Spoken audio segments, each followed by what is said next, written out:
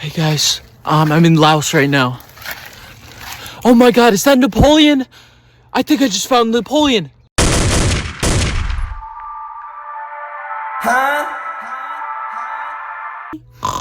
Me.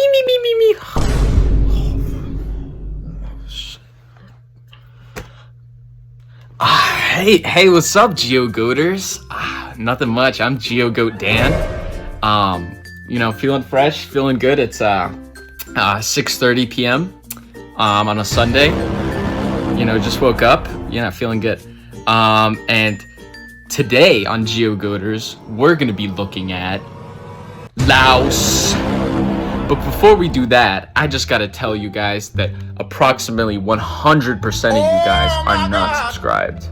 What the world history? If you guys don't subscribe in the next 3 minutes, I'm quitting YouTube. Just kidding, guys.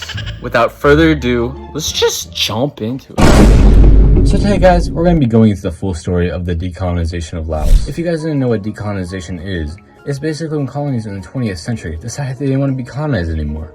They realized that the colonial powers were easily disturbed, and not to mention how the United Nations decided against the colonization of territories after World War II appeasement. Some were gradual and peaceful, and some were straight up violent. A bunch were successful because the European powers were so weak after World War II that they didn't have the wealth to support these faraway revolts. So basically, decolonization happened everywhere, including India, Africa, the Caribbean, the Middle East, and Southeast Asia, where our beautiful Laos is located. Speaking of which, let's jump into Laos's decolonization history. Transition. What's up, Geogoaters? I'm in Laos right now, and we're gonna take a trip into the Lao wilderness to learn a little bit about colonization in Laos. Buckle up. I'm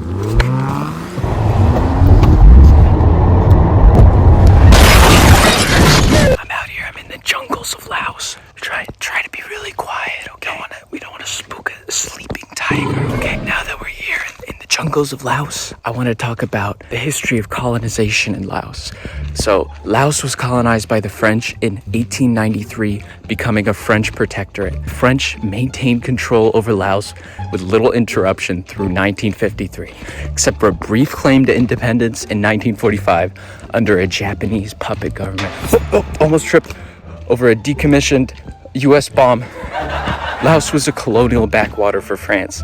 They didn't develop the Lao economy, and incremental growth was only possible through rice cultivation. Very little French civilians lived there, and by some estimates, there were only around 500. For the most part, the people of Laos were left to themselves. Now you guys are probably wondering how Laos gained independence from the French. Well, it all started with the crisis phase, which was a violent declaration of independence led by Prince Setsaran. What a mouthful. However, the French fought back and gained control of most of Laos by 1946. Our first major change was the foundation of a national assembly in Vientiane in 1947. France signed an agreement to recognize Laos as independent within the French Union. Even later after that, the self-proclaimed Prime Minister of the new Laos, Suwana Fuma, formed a government with Laotian nationalists known as the Pathet Lao, which means the land of Laos, declaring independence from France. So, after that we had the conflict phase, which was from January 1953 to August 1954. Pathet Lao rebels did a crossover with Viet Minh troops. They occupied northern Laos in 1953. But before things got too crazy, there was a ceasefire between French and Laotian representatives made in Geneva in 1954. Which leads us into the post-conflict phase, from August to December 1954. The International Commission for Supervision and Control was established to monitor the ceasefire and disengage French and Laotian forces. Eventually, France recognized the independence of the Kingdom of Laos on December 29, 1954.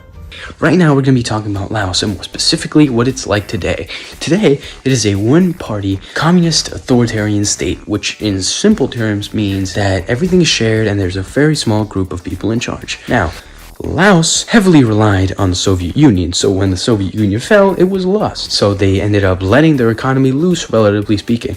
Unfortunately for them, they also managed to retain a lot of political power of this communist government. In fact, they had a monopoly on political power.